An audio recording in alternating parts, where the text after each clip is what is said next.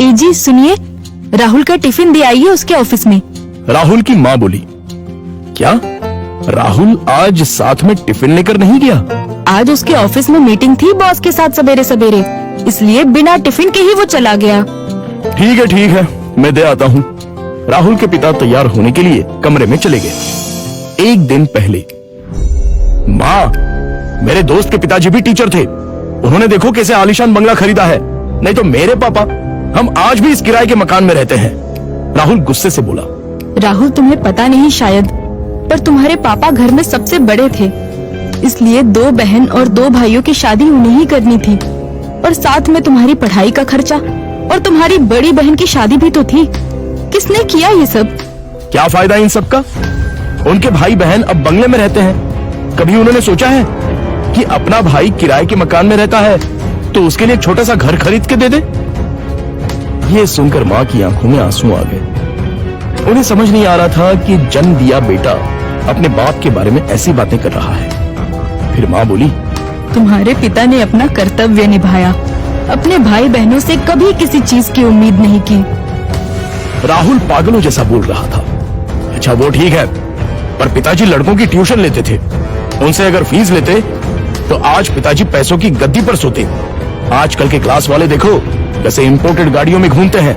लेकिन तुम्हारे पिता के कुछ उसूल थे, ज्ञान बांटने के, पैसे नहीं लेने के, इसलिए तो उन्हें ढेर सारे पुरस्कार भी मिले।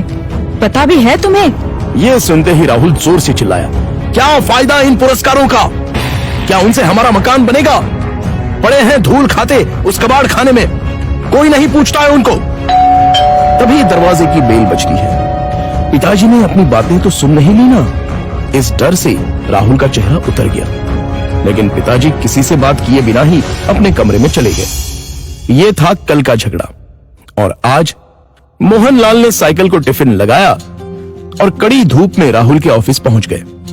कड़ी धूप होने के कारण वो थक गए थे। ऑफिस पहुंचने पर उनको सिक्योरिटी गार्ड ने रोका।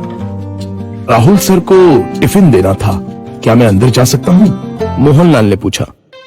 अभी नहीं दे सकते, वो बॉस के साथ मीटिंग में है। जब मीटिंग खत्म होगी तब दे देना। चलो यहां से हटो, बॉस तुम्हें देखना नहीं चाहिए। अगर बॉस को दिख गए तो मेरी हालत खराब हो जाएगी। चलो जाओ उधर, गार्ड बोला। मोहनलाल कुछ ही दूरी पर धूप में खड़े रहे। मीटिंग 1 घंटे से ऊपर तक चली। उनके पैर में दर्द होने लगा। तभी ऑफिस के केबिन का दरवाजा खुलने की आवाज आई। बॉस के पीछे पीछे राहुल भी आया। धूप में खड़े हुए पिताजी को देखकर वो मचलाया। चलते चलते बॉस की नजर मोहनलाल पर पड़ गई। गाड़ी में बैठने की बजाय वो वहीं खड़े रहे। वो सामने धूप में कौन खड़ा है? उन्होंने गार्ड से पूछा। अपने राहुल साहब के पिता हैं, टिफिन देने आए थे। गार्ड डरते हुए बोला। बुलाओ उन्हें। राहुल घबरा गया, उसके पसीने छूट गए। उसे अपने पिता पर बहुत गुस्सा आया। गार्ड के बुलावे पर मोहनलाल अंदर आए। बॉस उनके पास गए और बोले, आप मोहनलाल सर हैं ना? सरकारी स्कूल में आप ही टीचर थे ना?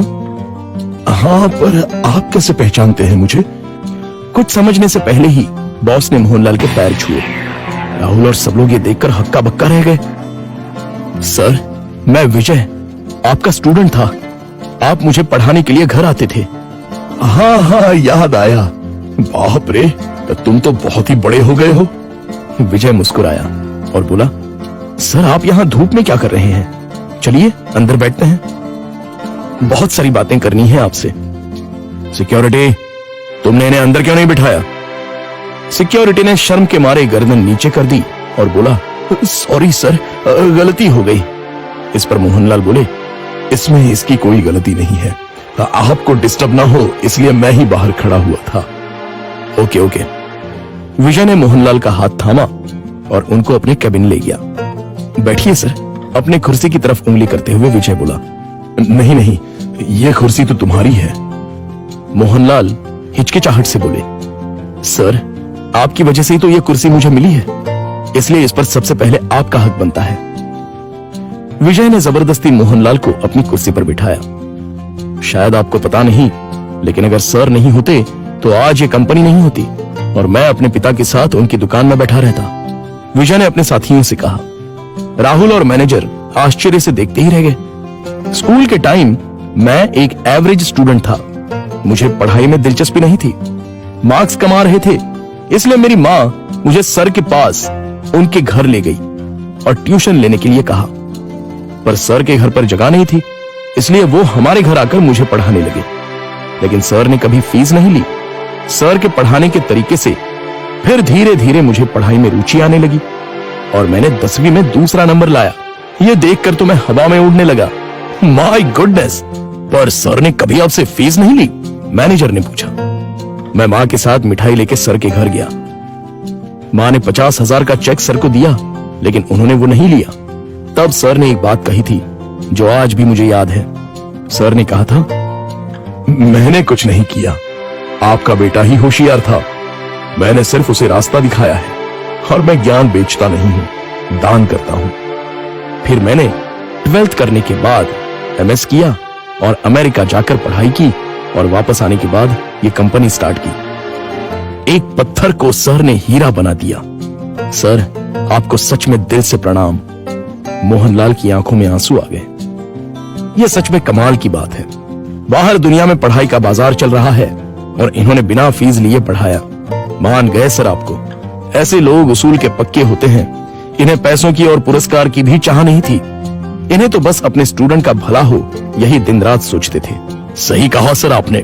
ऐसे लोग तो दुनिया में बहुत ही कम होते हैं। सर, क्या आज आप उसी किराए के मकान में रह रहे हो? मोहनलाल की जगह राहुल ने ही जवाब दिया। हाँ सर, उसी किराए के मकान में रहते हैं। आज मैं अपने सर को गुरु दक्षिणा दूंगा। इस शहर में मेरे कुछ फ्लैट्स हैं, उसमें से एक फ्लैट मैं आपके नाम कर रहा हूं। विजय ने कहा। क्या? मोहनलाल और राहुल एक ही साथ बोले। इतनी बड़ी गुरु दक्षिणा मुझे नहीं चाहिए। मोहनलाल बोले, सर प्लीज ना मत कहिए। काम के चक्कर में मैं अपनी गुरु दक्षिणा देना भूल गया था। बहुत बहुत शुक्रिया सर। शुक्रिया मुझे नहीं, अपने पिता को कहो और मुझसे एक वादा करो कि तुम अपने पिता के अंतिम सांस तक उनके साथ रहोगे। हाँ सर, मैं वादा करता हूं। राहुल इमोशनल हो गया और उसकी आंखों से आंसू आ गए। तो दोस्तों, आपसे गुजारिश है कि कभी भी अपने पिता से यह मत पूछिए कि उन्होंने आपके लिए क्या किया और क्या कमाया है। जो कुछ कमाना है वो अपने दम पे कमाओ। उन्होंने हमें जो पढ़ाई और संस्कार दिए हैं वही आपको कमाने में मदद करेंगे। धन्यवाद।